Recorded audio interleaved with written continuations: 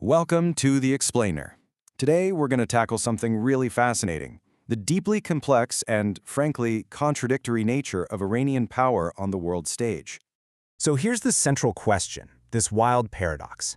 You hear Iran described as having all these huge limitations. But then, you look at history, and it has this incredible, almost unique ability to outlast global superpowers. So how can both of those things possibly be true at the same time?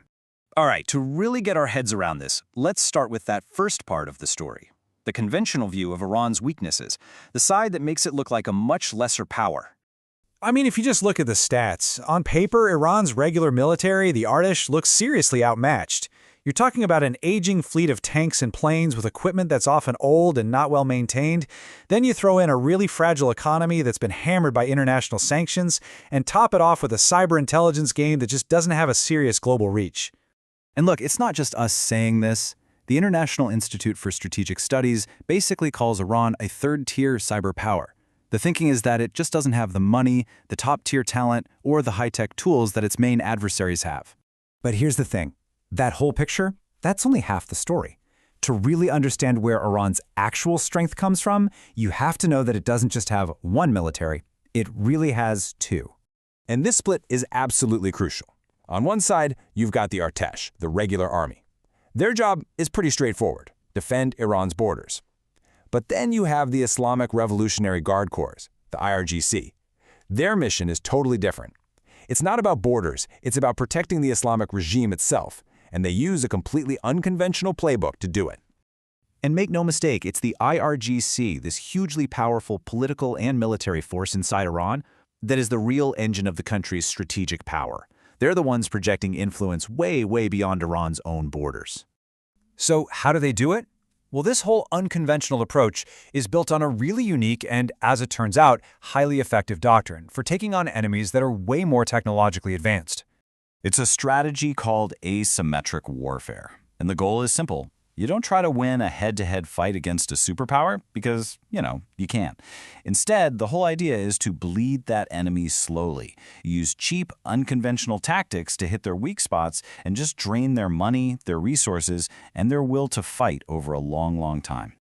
And the math behind this strategy is just, wow. It's kind of mind-blowing. Take a single Iranian-supplied drone, for example. It might cost as little as $50,000. Okay, now compare that to what it costs to stop it. Just one advanced interceptor missile, the kind you'd use to shoot that drone down, can run you upwards of $3 million. That is an absolutely staggering difference in cost. And that right there is the mathematical core of Iran's whole strategy. You make the cost of fighting, the cost of empire, completely and totally unsustainable for your opponent. You just exhaust them, financially and militarily. Now, this financial drain game is paired with a geographic strategy they call forward defense. The idea is to use allies in other countries to create a buffer zone, making sure that any fight happens far away from Iran's own soil.